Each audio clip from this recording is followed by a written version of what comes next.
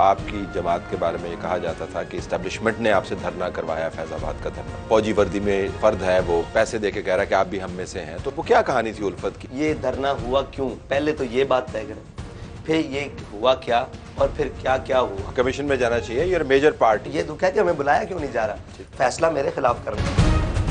مذہب تب آنا تھا کہ عمران خان بھی الیکشن میں ہوتا۔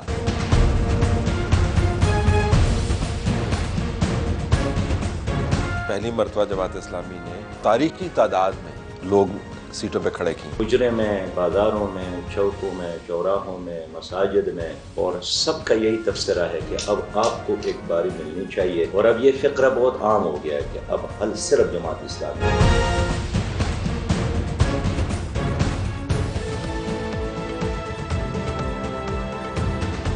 8 فروری کو ہونے والا انتخاب آہستہ آہستہ جان پکڑ رہا ہے۔ مختلف جماعتوں نے اپنے گھوڑے دوڑانے شروع کر دیے ہیں۔ ایک جماعت جو سب کو حیران کر سکتی ہے ممکنہ طور پر، اس کا نام ہے تحریک لبیک پاکستان۔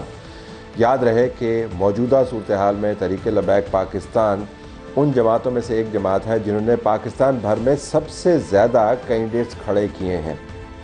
یہ بھی یاد رہے کہ 2018 میں لاہور کے تمام حلقوں سے اس جماعت نے اپنے کینڈیڈیٹس کھڑے کیے تھے۔ تحریک لبیک نے ملک بھر سے 22 لاکھ سے زائد ووٹ لیے۔ ووٹوں کے اعتبار سے پاکستان میں یہ 5ویں بڑی جماعت تھی۔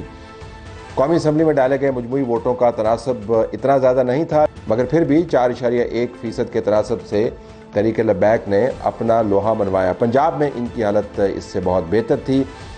ووٹوں کے اعتبار سے یہ تیسری بڑی جماعت بنی اور پنجاب کے مختلف اضلاع سے 16,90,000 ووٹ حاصل کیے۔ آپ کو یہ بھی بتا دیں کہ پنجاب سے قومی اسمبلی کی 141 نشستوں میں سے 139 پر اپنے امیدوار کھڑے کیے تھے، جس میں سے تقریباً نصف نے تیسری پوزیشن حاصل کی۔ سعد رضوی جو ایک شعلہ بیاں مقرر ہیں، ان کا خیال ہے کہ اس مرتبہ ان کی جماعت نے پھٹے چک دینے ہیں۔ ہم نے سعد رضوی سے انٹرویو کا بندوبست کیا اور مختلف معاملات پر ان کے اسٹوڈیو میں بیٹھ کر ان سے بات کی۔ اس مرتبہ انتخابات کی جو تیاری ہے وہ پچھلے انتخابات سے کتنی مختلف ہے؟ اس کے اوپر اگر آپ ہمیں بتائیں، کتنے کینڈیڈیٹس فیلڈ کر رہے ہیں، کہاں سے؟ خود تو آپ شاید 2 قومی اسمبلی کی نشستوں سے لڑ رہے ہیں۔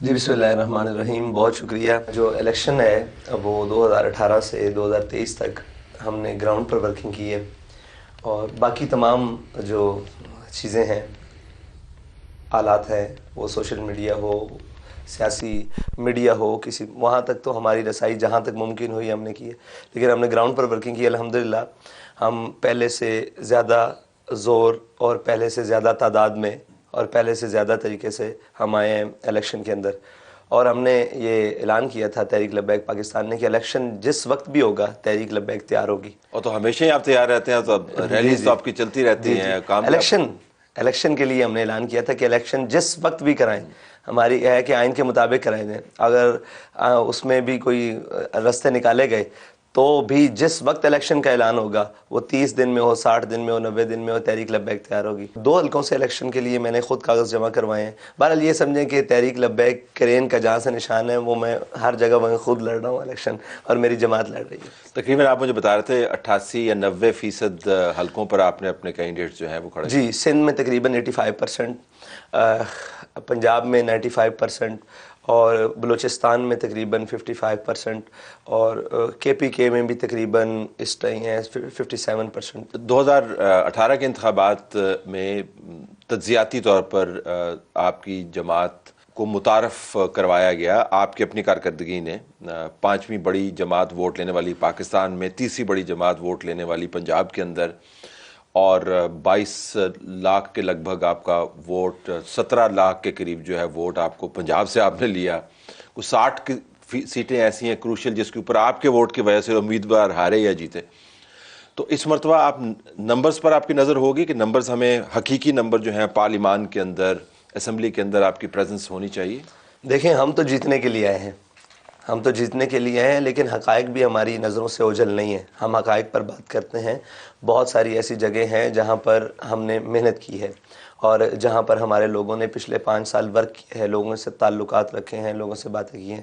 اب دیکھیں کہ اگر آپ الیکشن فیئر ہوں اور سارے معاملات ہوں تو جیت ہار سے بلا مبالغہ ہم مقابلے کے لیے آئے ہیں اور انشاءاللہ مقابلہ کریں گے. پہلے بھی مقابلہ کیا ہے ہر میدان میں, کوئی بھی میدان ہو, تو انشاءاللہ اب بھی مقابلہ کریں گے. اور ہمارے لوگوں نے بہت ورک کیا ہے, محنت کی ہے. دیکھیں قوم کی جو بنیادی وجہ ہے نا کہ وہ ووٹ کیوں دیتی ہے, وہ کہتی ہے کہ مشکل وقت میں ہمارے ساتھ کھڑے رہے. یہ ایک پہلا ہے کہ مشکل وقت میں ہمارے ساتھ کون کھڑا ہے.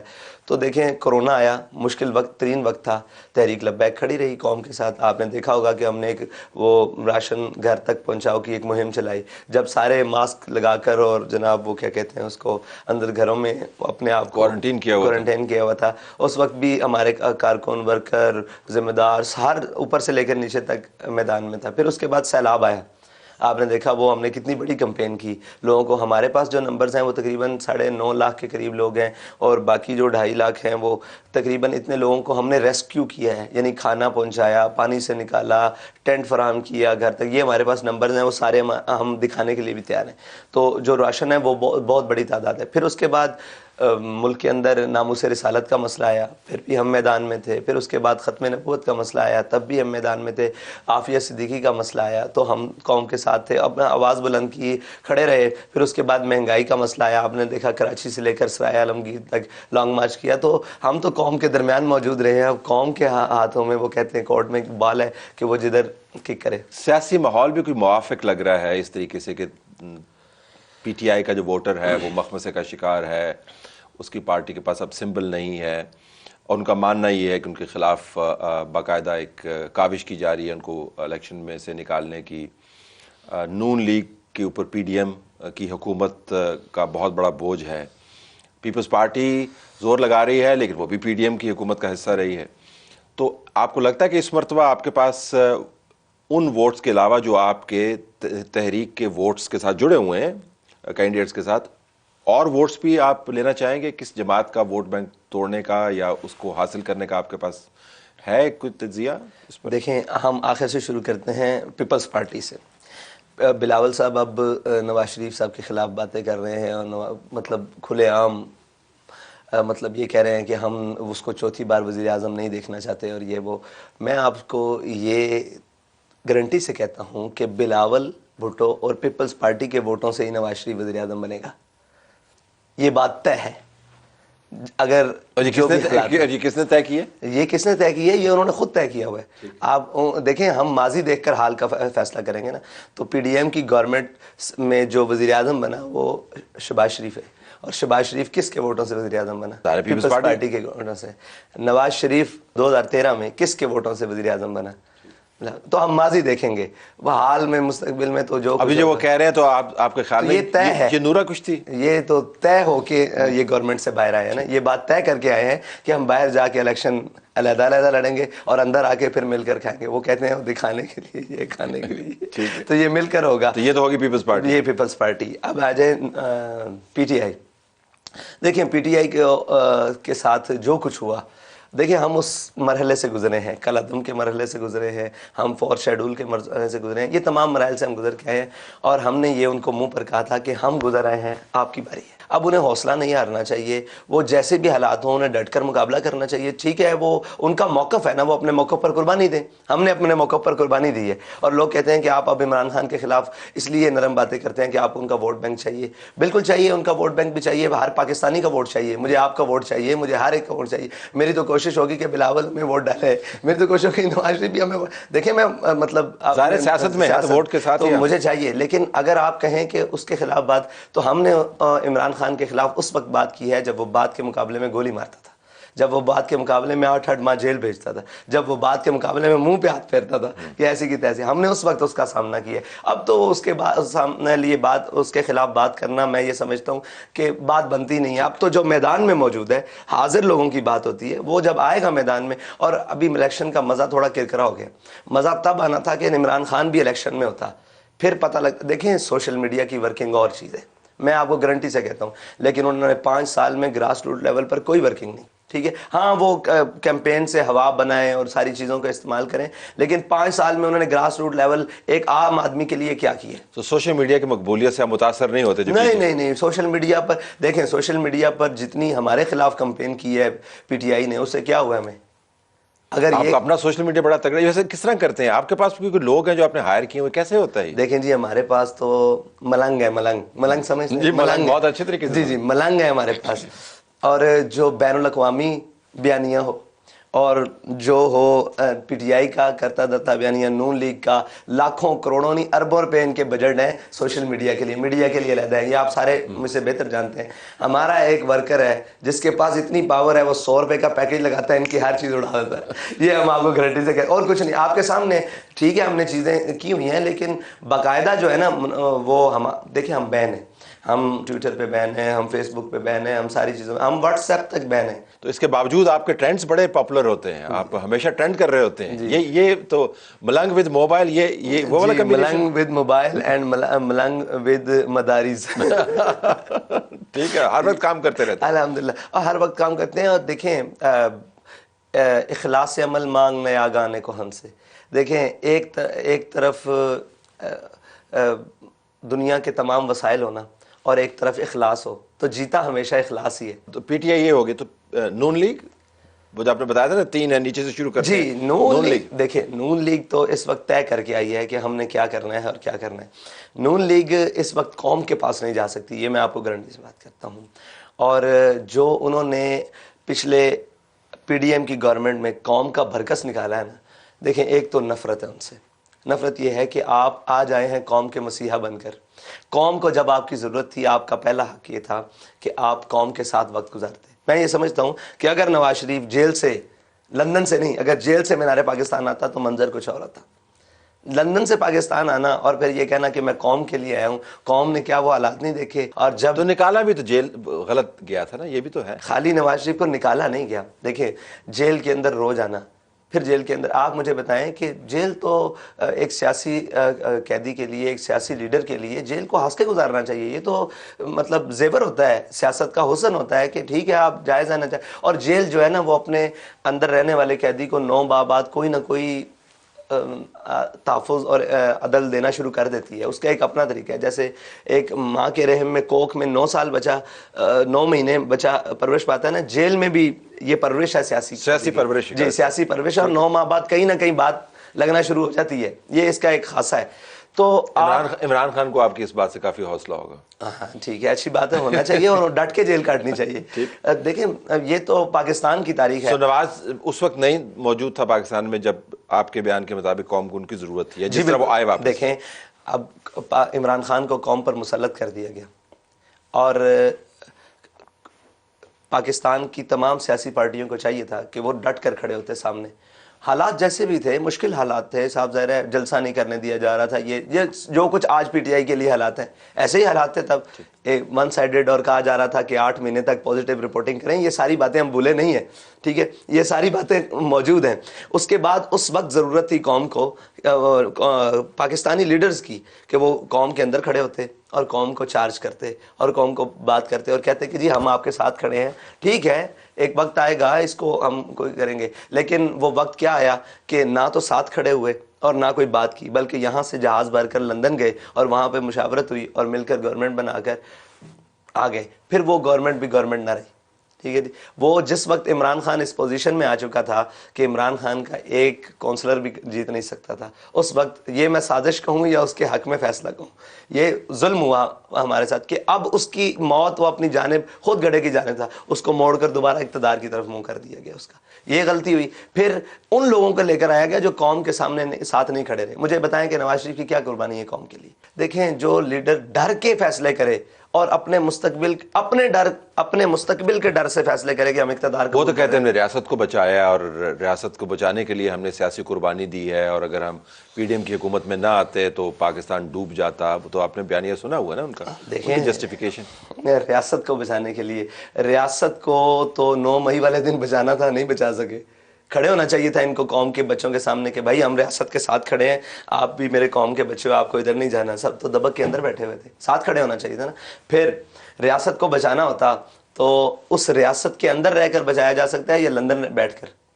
تو یہ بڑی گہری باتیں ہیں جو وہ کہتے ہیں کہ وہ میرے کچھ نالے ہیں جو لب پر لاؤں گا تو تو جل جائے گا، تیرا پیمان جل جائے گا۔ نہیں، لب پہ آپ نے روکے بھی نہیں، آپ نے نالوں کو آنے دیا۔ ذرا تھوڑی سی اور بات کرتے ہیں۔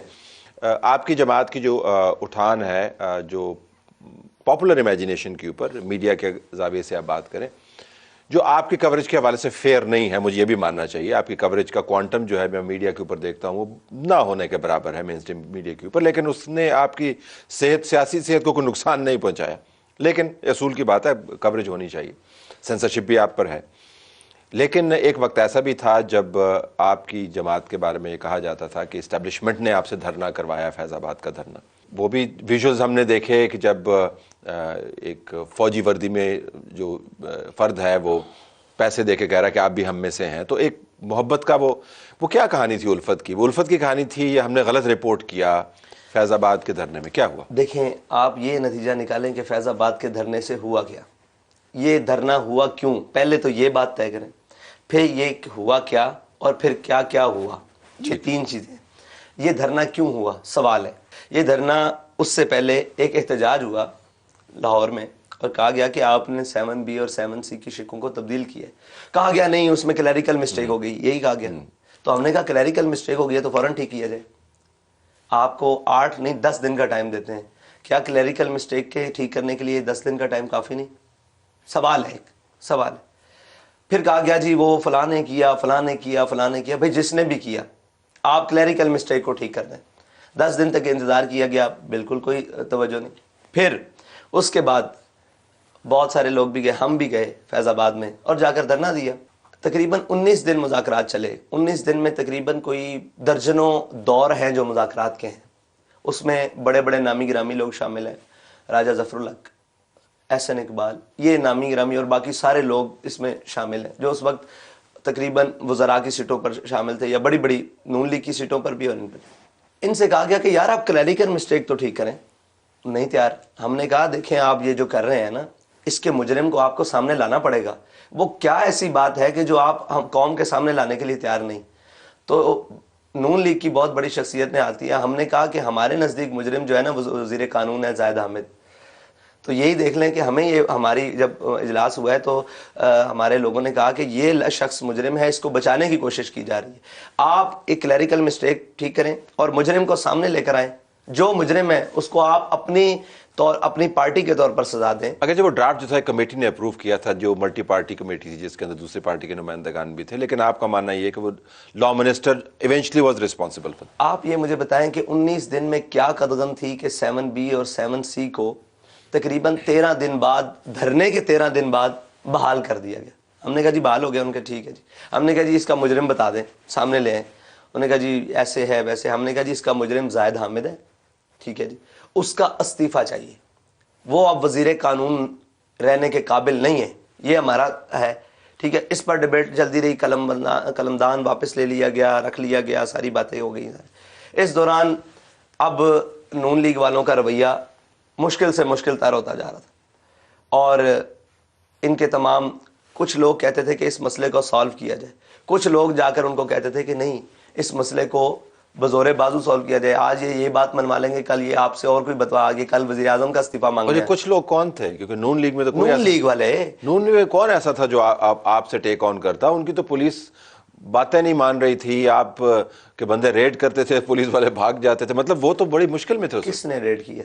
مطلب جب لڑائی بڑائی ہوتی تھی۔ اب میں آپ کو طلعت صاحب حقائق کی نظروں سے دیکھیں، آپ کو پتہ ہے کہ جس دن ہم پر آپریشن ہوا ہمارے کتنے لوگ جیلوں میں تھے؟ نہیں معلوم۔ اگر پولیس ریڈ کرتی تھی، ان کی بات نہیں مان رہی تھی، تو جیلوں میں کس نے اٹھا کر ڈالا؟ شہباز شریف صاحب خود گرفتار کرنے آئے، یا احسن اقبال نے پکڑ کے ڈالا، یا جناب زاہد حامد نے پکڑ کے ڈالا؟ کس نے ڈالا؟ تو آپ کہہ رہے ہیں کہ اس وقت ریاست کے ریٹ بڑی سخت اور مؤثر تھے۔ لسٹیں منگوا کر دیکھیں، 2017 21 نومبر تک، 22 نومبر تک، آپ 6 نومبر سے سٹارٹ کریں اور 22 نومبر تک آپ پاکستان کی تمام جیلوں کی لسٹیں منگوائیں، اور ان میں ڈیٹینشن اور جناب MPO کے تحت ڈیٹینشن، ان کے تحت کتنے لوگ اس تحریک کا حصہ تھے جو آئے، جیلوں میں بند ہوئے، پرچے کٹے تھانوں میں۔ 21 سے پہلے آپریشن سے پہلے وہ تقریباً 2500 بندہ ہے، کیوں اٹھا کر جیلوں میں بند کیا؟ اگر پولیس ان کی نہیں مان رہی تھی تو وہ جیلوں میں کیسے چلے گئے؟ یہاں پر جہاں ہم رہتے ہیں، بابا جی رہا کرتے تھے، وہاں پر تو تقریباً کوئی 2 جمعے نہیں پڑھانے دیے گئے۔ اب مجھے بتائیں، اگر پولیس ان کی بات نہیں مان رہی تھی تو جمعہ کا دن ایک ایسا ہوتا ہے کہ جس دن پبلک بھی ہوتی ہے اور زور بھی ہوتا ہے اور سارے لوگ جمع ہوتے ہیں، وہ جمعہ کیوں نہیں ہوا؟ یہ غلط بیانی کرتے ہیں. اپنے اوپر سے بوجھ اتارنے کے لیے وہ کہتے ہیں کہ ریاست ہمارے ساتھ نہیں تھی. اچھا مجھے یہ بتائیں کہ 8,000 شیل کس نے چلایا تھا؟ خود پکڑی ہوئی تھی گن احسن اقبال نے, یا خود پکڑی ہوئی تھی راجہ ظفر اللہ نے, یا جو بھی ان کے جو باتیں کرتے ہیں کہ رانا ثناء اللہ خود کھڑا ہوا تھا, ہمیں تو وہاں کوئی نظر نہیں آیا. ہاں ایک دفعہ ایک شخص نظر آیا, اس کا میرے نام میں ذہن نہیں ہے, وہ اوپر پل کے اوپر, اور وہ کھڑا ہو کر آپریشن کی نگرانی کروایا. تو ریاست نے بھرپور کارروائیاں کی, اپنی بھرپور طاقت کا استعمال کیا. دیکھیں بھرپور ترین طاقت کا, واٹر کینن استعمال کیا, بلٹ استعمال کی. مجھے بتائیں 8 شہداء کا نام لیا آج تک کسی نے فیض آباد کا؟ سوال یہ ہے کہ ان کو کس نے شہید کیا؟ پھر اب معاہدہ کیا نا, تو معاہدہ میں یہ لکھا آپ نے کہ ان کا نام لینا چاہیے, ان کے فیض آباد کا جو مشہور معاہدہ تھا. کیونکہ ابھی میں نے اس کو آگے بلڈ کرنا ہے, میں نے پھر فیض آباد کی ججمنٹ کے اوپر آنا ہے, قاضی فائز کے اوپر بھی آنا ہے. اس معاہدے کے اندر تو یہ چیزیں آپ لکھوا سکتے تھے کیا کہ جی یہ جو کیفر کردار پر پہنچائے ان لوگوں کو جنہوں نے شہداء کو لوگوں کو شہید کیا ہے, جنہوں نے ان کو سزائیں دیں, لیکن ان کے اوپر FIRs کریں, یہ لکھا ہوا ہے, لکھا ہوا ہے جی بالکل.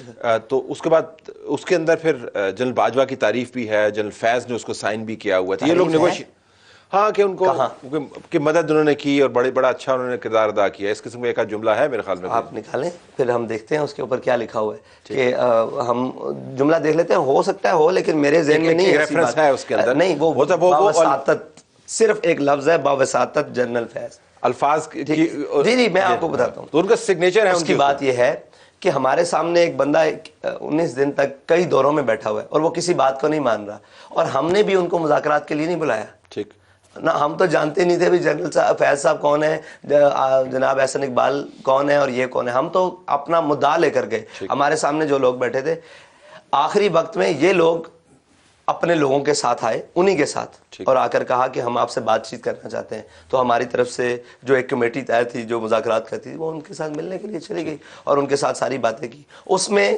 ہمارے سائن موجود ہیں. ہم اپنا آج تک ان سائنوں کو ڈینائی نہیں کرتے, ہم نے ہی کیے ہیں, ہم نے ہی بات کی ہے. احسن اقبال کے سائن موجود ہیں, وہ بتائیں گے انہوں نے کیوں کیے, نہیں کیے یا نہیں کیے. جنرل فیض کے موجود ہیں, یہ وہ بتائیں گے انہوں نے کیے یا نہیں کیے. ہمارے سامنے جو ساری چیزیں, ہمارے سامنے ڈرافٹ تیار ہوا اور یہ باتیں ہوئی کہ یہ ہم آپ کے ساتھ طے کرتے ہیں. ہم نے جو نہیں ماننا تھا کٹ کر دیا, جو ماننا تھا وہ لکھوا دیا. ہم نے تو اپنے مطالبات پیش کیے. یہ تو حکومت اور ریاست بتائے گی کہ اس نے کیا کیا. اچھا میں اتنی طویل اس کے اوپر بات نہ کرتا کیونکہ ظاہر ماضی کا یہ قصہ ہے. اگر یہ معاملہ اب ایک کمیشن کے سامنے نہ ہوتا جہاں پر لوگوں کی باقاعدہ پیشیاں نہ ہو رہی ہوتی, جہاں پر موجودہ چیف جسٹس قاضی فائز صاحب جنہوں نے وہ فیمس ججمنٹ لکھی جس کے متن سے آپ ظاہر اتفاق نہیں کرتے, میں نے آپ کے بیانات سنے ہیں کہ کمیشن کے سامنے آپ کو بھی شاید بلوایا جائے. یہ معاملہ آپ کے خیال میں کمیشن کے سامنے جب جائے گا تو تحقیقات ہوں گی, تو اس کے اندر کہا یہ جا رہا ہے کہ ریاست نے اپنی ریٹ کو ایبڈیکیٹ کیا. میں جو آرگومنٹ بل کر رہا تھا وہ, لیکن آپ نے اس کو کہا کہ ایبڈیکیٹ کی طرح کہی, یہ نمبرز آپ دیکھ لیں. یہ معاملہ کمیشن کے سامنے اگر آپ کو بلائیں تو آپ جائیں گے؟ ہم بھی جائیں گے. ہم وہ تمام افراد کو بھی لے کے جائیں گے جو کمیٹی کا حصہ تھے, وہ تمام افراد جنہوں نے حکومت سے اور حکومت کے ساتھ جو آئے لوگ تھے ان تمام سے باتیں کی, جنہوں نے سائن کیے, ہم تمام کو لے جائیں گے اور کمیشن میں پیش ہوں گے. ہمیں تو کوئی مسئلہ نہیں. ہمیں تو یہ دکھ ہے کہ ہمیں بلایا کیوں نہیں جا رہا. فیصلہ میرے خلاف کرنا ہے. یہ دنیا میں کہیں ہوا ہے کہ آپ نے فیصلہ, یا مجھے پر الزام ہے کہ یہ فیض آباد دھرنا کس نے کیا. سوال یہ ہوتا ہے کہ یہ انہوں نے ملک بند کیا. بھئی ہم نے کیا, ہم نے کب انکار کیا؟ ہم کیے, ہم نے کیا ہے, اور ہم سارے عام کہتے ہیں کہ ہم نے کیا ہے اور اس بات کے اوپر کیا ہے. ہاں آپ کو اعتراض ہے, ہمیں یہ پاکستان کا کمیشن نہیں بین الاقوامی میں بنائے, تو جس وقت کہیں ہم اس وقت میں پیش ہونے کے لیے تیار ہیں. ذاتی حیثیت میں کہیں, وکلاء کے ساتھ کہیں, ان لوگوں کے ساتھ کہیں, ہر وقت تیار ہیں. یہ تو بات ہی نہیں. یہ تو ہمیں دکھ ہے کہ ہمیں کیوں نہیں بلایا جاتا. جب الزام ہمارے سر ہے تو ہمیں بلائیں, اس لیے کہ ہماری تاب نہیں ہے کسی کے سامنے. ہماری بات سنیں نا, پھر حق بات تو حق بات ہے, وہ سچ بات ہے. آپ کو کمیشن میں جانا چاہیے, یہ میجر پارٹی آپ کے گرد سارے ہماری, ہم تو کمیشن میں جا کر جب پارٹی بنے کہ بھئی ہمارے خلاف بات ہے, تو قاضی فائز صاحب نے ایسے فائل اٹھا کر ہمارے وکلاء کی سائڈ پہ رکھی. میں اداروں سے بات کرنا چاہتا ہوں. بھائی ادارے رپورٹ دے چکے ہیں. اگر آپ اداروں سے بات کریں, ادارے رپورٹ, نیکٹا نے ہمارے خلاف رپورٹ نہیں دی, اس نے کہا یہ کلیئر ہے اس بات میں, سارے رپورٹ نہیں دے چکے. تو ٹھیک ہے, آپ اداروں کے بارے میں بات کریں. تو ہمارے اوپر الزام ہے کہ انہوں نے ملک بند کیا ہے, انہوں نے یوں کیا, دھرنا انہوں نے آ کے دیا ہے. تو زیادہ بہتر کون بتائے گا, ادارے بتائیں گے یا ہم بتائیں گے؟ اب ایک سناریو بلڈ کرتے ہیں بالکل آخر میں. آپ پارلیمان کا حصہ بن گئے ہیں, آپ سیٹ جیت گئے ہیں. میں مستقبل کی بات کر رہا ہوں کیونکہ ظاہر ہے جیت بھی ہو سکتی ہے, ہار بھی ہو سکتی ہے. اب آپ پارلیمان کے اندر ہیں اور آپ کے رفقا بھی بیٹھے ہوئے ہیں وہاں پر. اتنی بڑی تعداد میں نہیں ہوں گے جتنا خیال کیا جاتا, لیکن بیٹھے ہوئے ہیں پارلیمان میں, آپ آ گئے ہیں. تو آپ کی پہلی تقریر ہے تو کس قسم کی تقریر، کیا کہیں گے؟ خطاب تو خیر ختم ہے آپ پر، لیکن یہ کہ وہ تقریر جو ہے جو پارلیمان میں پہلی مرتبہ آواز آپ کی اگر آتی ہے تو کیا ہو؟ آپ بانڈا پھوڑ دیتے ہیں میری تقریر. ویسے میں نے سوچا نہیں، لیکن میں آپ کو ویسے سناریو اگر آپ سوچ کر فی البدی تو ظاہر آپ کر لیتے. فی البدی یہ ہے کہ میں قوم کے تمام مسائل لکھ کر لے جاؤں گا. کوئی لمبی چوڑی بھاشن نہیں ہوں گے. قوم کے تمام مسائل جو قوم اس وقت گزر رہی ہے نا، ان تمام مسائل کو ایک لسٹ کر کے لے جاؤں گا اور اپنے بیان کروں گا. اور میں ان تمام دوستوں سے کہوں گا جو بھی ہوئے پورے پارلیمان میں، ان سے کہوں گا کہ یہ ہماری قوم کے مسائل ہیں. ہم 5 سال کے لیے منتخب ہو کے آئے ہیں. ہم نے جاتے وقت یہ بتانا ہے کہ ہم نے قوم کو کن کن مسائل سے نجات دلوائی ہے اور کن کن مسائل کا شکار کیا ہے. اگر ہم اس لسٹ میں سے قوم کو مسائل کو نکال کر وسائل تک لے گئے تو ہم کامیاب ہیں، ورنہ آپ بھی قوم کے مجرم ہیں، اس دنیا میں بھی اور آخرت میں بھی میں بھی مجرم ہوں. یہ میری پہلی زبردست تقریر ہوگی. دائیں بائیں آپ کے وہ لوگ بیٹھے ہوں گے جن کے اوپر آپ بڑی تنقید کرتے ہیں اپنے جلسوں کے اندر، تو آپ ان سے مخاطب ہوتے ہوئے کیا کہیں گے؟ کہ یہی کہوں گا میاں نواز شریف جو بھاگ گیا، بلال بھٹو زرداری جو ہے جو طے کر کے، ایسے تو نہیں کہیں گے نا؟ پھر آپ کو اس نظام کے مطابق ہی پھر چلنا ہوگا. دیکھیں، نظام کے مطابق میرا اپنی زبان کے مطابق چلنا ہوگا، اپنے کردار کے مطابق اور اپنے افکار کے مطابق چلنا ہوگا. باقی وہاں میں اگر وہ کوئی بات ہوگی تو پھر میں بھی ہوں گا اور وہ بھی ہوں گے. اگر وہ کوئی بات غلط کریں گے تو یہ تو نہیں ہو سکتا کہ پھر میں چپ کر کے بیٹھوں گا، یہ تو نہیں ہو سکتا. جب آپ اگر پارلیمان میں ہوئے اور آپ کی پہلی تقریر ہوئی تو میں گیلری میں ضرور بیٹھا دیکھ رہا ہوں. آپ کی محبت ہے، لیکن میں قوم کے مسائل لے کر جاؤں گا. اگر ہم نے کم کر دیے تو ہم قوم کے سامنے سب سرخ رو ہیں. اگر ہم نے اضافہ کیا اور کم نہ کیا اور جوں کے توں رہے تو پھر ہم قوم کے مجرم ہیں. بہت شکریہ. سعد رضوی پر امید ہیں تمام جماعتوں کی طرح، اور ان کا خیال ہے کہ پاکستان تحریک انصاف سے ہٹنے والا ووٹ ان کے پاس آ جائے گا اور ان کی واہ واہ ہو جائے گی. الیکشن کے دن پتہ چلے گا کہ کون کتنا منظم ہے اور کس جماعت کا ٹوٹا ہوا ووٹ اس کے پاس واپس آتا ہے. لیکن صرف ایک تحریک لبیک پاکستان نہیں ہے. پاکستان کے اندر مذہبی جماعتوں میں سے سب سے پرانی جماعتوں میں سے ایک جماعت اسلامی بھی موجود ہے. جماعت اسلامی بھی اس مرتبہ لاہور اور پاکستان بھر کے دوسرے حلقوں میں پاکستان تحریک انصاف کو کھویا ہوا ووٹ واپس لینے پر کام کر رہی ہے. ان کے نمائندگان، جن میں سے چند پرانے سیزنڈ نمائندگان جس طرح لیاقت بلوچ صاحب ہیں، اپنی کیمپین چلا رہے ہیں. مجھے یقین ہے کہ انشاءاللہ مسلم لیگ کے کارکن بھی اور پی ٹی آئی کے کارکن بھی اس موجودہ صورت، کیونکہ میرے حلقے میں جہاں مجھے جماعت نے نامزد کیا ہے وہاں مسلم لیگ کا کینڈیڈیٹ بھی نہیں ہے، اور مسلم لیگ نے استحکام پاکستان پارٹی کے ساتھ ایک ایڈجسٹمنٹ کی ہے. ان کے بارے میں بھی خود مسلم لیگ کے اندر بھی کوئی ایسی اچھی رائے نہیں ہے. تو میں سمجھتا ہوں کہ بھی پولیٹیکل جو کرائسس ہے، اس کرائسس میں جو ہماری سٹینڈنگ ہے، جو ہماری خدمات ہیں، لوگوں سے ایک رابطہ ہے، لوگ پولیٹیکلی ہمیں جانتے ہیں، تو اس اعتبار سے انشاءاللہ انتخاب ہے، اور انتخاب میں تو امکانات ہوتے ہیں، تو ایک اچھے امکانات تو ضرور پیدا ہوئے ہیں. مگر پاکستان بھر کی صورتحال جاننے کے لیے ہم نے منصورہ کا رخ کیا، جہاں پر امیر جماعت اسلامی سراج الحق صاحب موجود تھے. ان سے ہم نے پوچھا کہ اس مرتبہ کے انتخابات پچھلی مرتبہ کے انتخابات کی نسبت کیوں زیادہ اہم ہے. یہ بھی آپ کو بتاتے چلیں کہ جماعت اسلامی نے اس مرتبہ پاکستان بھر میں اپنی تاریخ کے سب سے زیادہ کینڈیڈیٹس کھڑے کیے ہیں.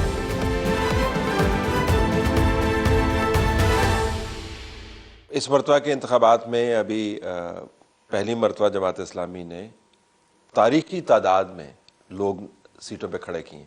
یہ جانتے بوجھتے ہوا ہوگا ظاہر ہے، لیکن موقع آپ کو لگ رہا ہے کہ یہ موقع ہے جماعت کے لیے وہ سیٹ کلیم کرنے کا جو جماعت کا ہمیشہ سے خیال ہے کہ یہ ہمارا سٹیچر ہے نیشنلی؟ طلعت صاحب، میں پہلی بار محسوس کر رہا ہوں کہ لوگوں کا ایک رجوع ہے، اور ہمارے جتنے بھی امیدواران کھڑے ہیں، ظاہر ہے آپ نے بھی بتایا کہ 531 ہمارے صوبائی کینڈیڈیٹ ہے اور 241 ہمارے قومی اسمبلی کے لیے کینڈیڈیٹ ہیں. تو میں جب بھی وقت ملتا ہے میں ایک ایک سے پوچھتا ہوں، خصوصی طور پر یہ سوال کہ لوگوں کا آپ کے ساتھ رویہ کیا ہے. تو ہر جگہ، حجرے میں، بازاروں میں، چوکوں میں، چوراہوں میں، مساجد میں، غمی شادی میں، جہاں بھی ہمارے لوگ جاتے ہیں تو لوگوں کا ایک تو رویہ انتہائی فرینڈلی ہے، اور سب کا یہی تبصرہ ہے کہ اب آپ کو ایک باری ملنی چاہیے. ہم نے سب کو آزمایا، اب آپ کو بھی ہم آزمانا چاہتے ہیں. اور اب یہ فقرہ بہت عام ہو گیا ہے کہ اب حل صرف جماعت اسلامی ہے. تو یہ بھی ایک تصویر ہے کہ ہمارے ساتھ وہ وسائل نہیں ہیں جو دوسرے استعمال کرتے ہیں. کسی کے ساتھ گاڑی ہیں، کسی کے ساتھ موٹر سائیکل ہے، کسی کے ساتھ وہ بھی نہیں ہے. لیکن بہرحال ہر حلقے میں ہماری موجودگی ہے. ہمارے بیانیہ اس وقت بہت سٹرانگ ہے، اور یہ شاید ہم نے سٹرانگ نہیں بنایا، اس کو ہمارے مخالفین نے سٹرانگ بنایا ہے. پیپلز پارٹی نے ہمارے بیانیہ کو، مسلم لیگ نے ہمارے بیانیہ کو بہت سٹرانگ بنایا ہے. کیسے؟ اس لیے کہ وہ فیل ہو گئے، اس لیے کہ وہ ڈیلیور نہیں کر سکے، اس لیے کہ ان کی کارکردگی نہیں ہے. پاکستان تحریک انصاف کی جب اٹھان ہوئی تو انہوں نے بہت سارا جو دایاں بازو کا جو ووٹ جس کو ہم کہتے ہیں اس کو اپنی طرف مائل کیا. اب ان انتخابات میں ان کی حالت جو ہے وہ آپ کے سامنے ہے. وجوہات جو بھی بنی اس کا ہم تجزیہ کسی اور پروگرام میں کر لیں گے، لیکن آپ کے لیے آپ کو لگتا ہے کہ نسبتاً میدان کھلا ہے؟ کیونکہ ایک معروضی حالات اور کیفیت کا اگر ہم جائزہ لیں تو ویسے طلعت صاحب، ہم تو روز عوام سے ملتے ہیں، پھر میں ایسی جگہوں پر بھی جاتا ہوں جہاں دوسرے سیاسی لیڈر نہیں جاتے. مثلا رسٹیریا پر کسی پیٹرول پمپ پہ کھڑا ہوتا ہوں تو ڈرائیور تیل ڈالتا ہے، میں عام لوگوں سے ملتا ہوں. تو ہر جگہ ایسے نوجوان ملتے ہیں، لوگ ملتے ہیں جو ملک سے پیار کرتے ہیں، محبت کرتے ہیں، اور ایک خوشحال پاکستان، کرپشن فری پاکستان دیکھنا چاہتے ہیں. وہ یعنی بڑی تعداد میں یہ بات کرتے ہیں کہ اگر ہم نے پی ٹی آئی کا ساتھ دیا تھا تو اس لیے کہ ان کا وعدہ یہی تھا کہ ہم کرپشن کو ختم کریں گے، ہم تعلیمی نظام کو بہتر بنائیں گے. یہ اسٹیبلشمنٹ اور ان کی لڑائی ایک طرف، اس سے ہٹ کر وہ کارکردگی کی بنیاد پر بات کرتے ہیں کہ ہمارے وہ سارے خواب پوری نہیں ہو سکے، چکنا چور ہو گئے. اس لیے کہ انہوں نے پنجاب میں بوزدار صاحب کو مسلط کیا، کے پی کے 76% لوگوں نے ان کا ساتھ دیا، لیکن اس کا نتیجہ محمود خان کی صورت میں نکلا. تو اب وہی سوچ یا وہی جو نوجوان ہیں اب زیادہ تر ہماری طرف آ رہے ہیں کہ اب ہماری توقعات جماعت اسلامی کے ساتھ وابستہ ہے. اس لیے کہ ایک تو یہاں فیوڈلز نہیں ہیں، وڈیرے بھی نہیں ہیں، اور باصلاحیت لوگ ہیں. اس بار بھی یہ جو 241 ہمارے قومی اسمبلی کے کینڈیڈیٹ ہے، اس میں زیادہ تر یا ڈاکٹر ہے، یا پی ایچ ڈی اسکالر ہے، یا انجینئرز ہے، یا بڑے بڑے عالم ہیں. عظیم صاحب، چونکہ اب پنجاب میں بھی ہم بیٹھے ہوئے لاہور کے اندر، تو پنجاب میں ڈائنامکس کیا ہیں؟ آپ کو لگتا ہے کہ اس مرتبہ نسبتاً بہتر صورتحال ہے؟ کیونکہ جس جمود کا ذکر فرما رہے تھے سراج صاحب، دھڑے خاص طریقے سے پوزیشن ہوتے ہیں، پیسہ خاص طریقے سے لگتا ہے. اس مرتبہ آپ کا تجربہ کیا ہے؟ جو میرا خیال ہے کہ یہ پورے ملک کے اندر ایک فضا بدلی ہے، صرف کے پی میں نہیں. کے پی میں ذرا پہلے سے بھی لوگوں کے اندر ایک جذبہ، ایک جنون، مروبیت نہیں تھی. پنجاب کے اندر انگریز دور سے ایک مروبیت بہرحال چلتی آ رہی ہے، سرمایہ، جاگیردار، ان سے مروب ہونا. لیکن یہ جو سوشل میڈیا اس نے بہرحال لوگوں کو ایک زبان دی ہے، اور لوگ اگر کسی پارٹی کی طرف گئے بھی ہیں تو اچھی امیدوں کے ساتھ گئے ہیں، اور جب ان کی پوری نہیں، اور ایکسپوز ہونے کا عمل بڑی تیزی کے ساتھ جا رہا ہے. پہلے یہ ایکسپوز ہونے کا عمل جو ہے نا وہ سال لگتے تھے، اب وہ ہفتوں کے اندر چیزیں جو ہے نا وہ کلیئر اور واضح ہو، منٹ بائی منٹ اب تو ہوتا ہے جو کچھ ہو رہا. اب معاملہ یہ ہے نا کہ جی سیاست تو ہمارے ہاں تر و تازہ نہیں ہے. جمہوریت، میں تو کہتا ہوں یہ بچہ جمہور ہے، جمہوریت نہیں ہے. لوگ جمہوریت کی تلاش میں ہیں. اصل تو یہ ہے کہ 200 لوگ ہیں اور تقریباً 25 خاندان ہیں، 4 پارٹیاں ہیں، ایک حکومت بنتی ہے. 125 لوگ نون سے نکل کے کیو میں چلے جاتے ہیں، ان کی حکومت بن جاتی ہے. اگلا الیکشن آتا ہے تو وہی لوگ پیپلز پارٹی میں چلے جاتے ہیں، ان کی حکومت بن جاتی ہے. پھر جو ہے وہ ریفری بدلتا ہے، اشارے بدلتے ہیں، وہ نون کے پیچھے چلے جاتے ہیں. اگلی حکومت آتی ہے تو ہم دیکھتے ہیں فردوس عاشق وان بھی، فواد چودھری بھی، علیم بھی، ترین بھی، قریشی بھی، سب نکل کے پی ٹی آئی کے پاس پہنچ گئے. تو اس وقت بھی ان کا ووٹر پریشان تھا اس صورتحال سے، لیکن پھر بھی پور امید تھا کہ شاید کوئی تبدیلی آ جائے. اب سارا ایپیسوڈ مکمل ہو گیا ہے، اور جمہوریت اگر ہے حقیقی معنوں میں تو جماعت اسلامی میں ہے. تو تو میرا خیال ہے کہ یہ جو ایک شعور ہے، بیداری ہے، یہ پیدا ہوئی ہے اور یہ آگے بڑھے گی. گیلپ سروے تو ظاہر آپ نے دیکھا ہوگا، اس کے اندر لیڈران کی قد کاٹھ میں جماعت اسلامی کو بڑے اچھے نمبر ملے ہیں. تو ذرا میں اس پہ آپ کا جانا چاہوں گا رد عمل. جس کے نمبر اچھے آتے ہیں اس کے نمبروں کے بارے میں نہیں پوچھنا چاہیے، میرا اپنا خیال ہے، لیکن چونکہ ہم تجزیہ کر رہے ہیں کہ لیڈران کی فہرست میں آپ کافی اوپر ہیں. یہ صحیح بات ہے کہ اس گیلپ سروے نے ہمارے کارکن کو ایک حوصلہ دیا ہے، لیکن یہ جو گراف اوپر آپ کو نظر آ رہا ہے یہ میرا نہیں ہے، یہ میری جماعت کی دیانتداری کا ہے، یہ میری جماعت کی خدمت کا ہے، یہ میری جماعت کے غریب آدمی کے خدمت میں حاضر ہونے کا ہے. یہ ہماری اس مجموعی کارکردگی کا گراف ہے جو اس گیلپ سروے میں آپ کو ریفلیکٹ ہو رہا ہے. نواز شریف صاحب پھر بھی آگے. اصل میں دیکھیے اس میں جو سوال تھا وہ پارٹی کا بھی نہیں تھا، شخصیات کا تھا. ہماری جماعت میں نظریات پر زیادہ توجہ ہے، کسی شخصیت کے ابھارنے آگے لانے پر نہ اس کی تصویر، نہ اس کا اس طرح تذکرہ ہوتا ہے، نہ اس کے تعریفیں ہوتی ہیں. یہاں ہمارا سارا جو ذہن ہے وہ یہی ہے کہ ہم اپنے نظریے کو پروموٹ کر لیں. جبکہ نواز شریف کا پورا پیسہ، دولت یا سیاست ایک شخصیت پہ ہے. اس طرح پیپلز پارٹی میں یہی ہوتا ہے، اس طرح باقی سیاسی جماعتوں میں. لیکن اس سب کچھ کے باوجود اگر جماعت کے اندر میں کوئی جاگیردار اور ڈیرہ خان نواب نہیں ہوں کہ جو وراثت کی بنیاد پر کوئی بڑا، یا 4 بار وزیر اعظم رہا ہوں، یا میرا باپ صدر یا وزیر اعظم رہے، میں تو ایک عام پاکستانی ہوں. لیکن جب وہ ایک عام پاکستانی کی سیاست کو یہ اہمیت دیتا ہے، خاص کر پنجاب کے معاشرے میں، تو اس کا مطلب یہی ہے کہ یہاں بھی آہستہ آہستہ غلامی کے زنجیریں ٹوٹ رہے ہیں. تو یوتھ کے ووٹ پہ آپ کاؤنٹ کر رہے ہیں اپنے حلقے میں؟ پھر میں سرائے صاحب سے پوچھوں گا کہ یوتھ کا کتنا فوکس ہے، کیونکہ یوتھ کو بتایا جاتا ہے جی کہ پچھلے کئی سالوں میں بڑا گمراہ کیا گیا تھا، خاص قسم کی ذہنی ساخت سازی کی گئی تھی. تو یہ کون سی یوتھ ہے کہ جو مایوس ہو کے پھر اپنی سمت بدل لے گی؟ مطلب آپ کا تجزیہ چاہ رہے ہیں. دیکھیے، ایک ہے یوتھ میں طلبہ، یہ تو ہمیشہ سے ہمارے ساتھ رہے ہیں، لیکن پچھلے کچھ دور میں جو طالب علم نہیں بھی تھے، گلی محلے بازار یا کسی طرح سے بھی، بہرحال ان کا بھی ایک فیکٹر جو ہے وہ سامنے آیا. صرف پاکستان نہیں، پوری دنیا میں ایک وقت میں کہا جاتا تھا کہ اسٹوڈنٹ پاور ہے، پھر یہ وقت یوتھ پاور ہے. تو یوتھ میں بہرحال دونوں چیزیں شامل ہیں. جو اسٹوڈنٹس ہیں وہ تو الحمدللہ پہلے بھی ہمارے ساتھ تھے. جیسے میں نے پہلے بھی عرض کیا کہ بھی ٹیکنالوجی کچھ نہ کچھ شعور دے رہی ہے، اور لوگ دیکھتے ہیں کہ اگر ہم کسی کو سپورٹ کر رہے ہیں تو وہ کیا کر رہے ہیں، کارکردگی کو بھی جانچنے پرکھنے کا ایک پیمانہ جو ہے نا وہ دیکھ رہے ہیں. تو چیزیں آہستہ آہستہ میلٹ ہو رہی ہیں اور بڑی تیزی کے ساتھ ہم اس حصے میں بھی اپنے پیغام کو پہنچا رہے ہیں اور لوگ ہمارے ساتھ مل رہے ہیں. یوتھ آپ تو اب سارے دو ہی ذمہ داری ہے نا آپ کے پاس، اپنے حلقے کی بھی ذمہ داری ہے، پھر جماعت کی بھی ذمہ داری ہے، آپ نے ہر جگہ پہ موو بھی کرنا ہے. تو موڈ یوتھ کا آپ کو کیا لگتا ہے؟ آپ تو انٹریکٹ کرتے ہیں.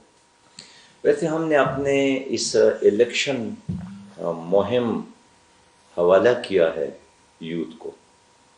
اب میں یہاں آیا ہوں اور یہ 10-15 دن اپنے حلقے میں نہیں رہوں گا، تو میں نے یہ کام جماعت اسلامی کی بجائے یوتھ کے حوالے کیا ہے کہ آپ جانیں اور میرا کمپین جانیں. اس لیے کہ میری کامیابی یہ نئی نسل کی کامیابی ہے. میں آپ کے لیے ایک 50 سالہ پاکستان کا ویژن دوں گا. میں جانتا ہوں کہ میرے اس پاکستان کی آبادی اگر 25 کروڑ ہے تو 50 سال بعد ہم کس جگہ پر ہوں گے. ہمیں کتنے سڑکیں چاہیے، ہمیں کتنے ڈیم چاہیے، ہمیں کتنے تعلیمی ادارے چاہیے، ہمیں کتنے کارخانے چاہیے، ہمیں کتنے جنگلات چاہیے، ہمیں کتنے پلے گراؤنڈ چاہیے، ہمیں کتنے IT کی ماہرین چاہیے، کتنے ڈاکٹر کی ضرورت. یہ سارا ایک پلان جماعت اسلامی کے ساتھ ہے. تو اگر یوتھ اس مہم کا حصہ بنتا ہے، اس کا مطلب یہ ہے کہ وہ مستقبل میں جانتا ہے. میں ویسے ایک دلچسپ بات بتا دوں کہ 2014 میں بھی میں نے الیکشن میں حصہ لیا تھا. تو میری ساری مہم اسکول کے طلبہ نے چلائی جن کا اپنا ووٹ بھی نہیں تھا. میرے ایلڈر مجھے کہتے تھے کہ یہ آپ نے کیا تماشا بنایا ہے کہ آپ کے گاڑی میں وہ بچے بیٹھے ہیں جن کا اپنا شناختی کارڈ ابھی نہیں بنا ہے. لیکن یقین کر لیں انہی اسکول کے بچوں نے اپنے والدین کو مجبور کیا، مجھے کامیاب کروایا تھا. اس بار بھی میں نے جماعت کو یہی کہا ہے کہ آپ یوتھ کو جگہ دیں، یوتھ پر اعتماد کریں، یوتھ کو پروموٹ کریں، یوتھ کی حوصلہ افزائی کریں، اور یوتھ ذمہ داری کے ساتھ اب یہ کام کر رہا ہے۔ ریلیجس ووٹ پاکستان بھر میں پھیلا ہوا ہے۔ جماعت اسلامی، جمعیت علماء اسلام، تحریک لبیک اور مختلف جماعتیں اپنا اپنا زور لگا رہی ہیں، لیکن جس انداز سے مذہبی جماعتوں نے اس مرتبہ تیاری کی ہے، دوسری سیاسی جماعتیں شاید اس تیاری میں نسبتاً کمزور نظر آتی ہیں۔ دیکھتے ہیں بہرحال کہ ان انتخابات کا نتیجہ، ان تیاریوں کا ثمر کیا ملتا ہے۔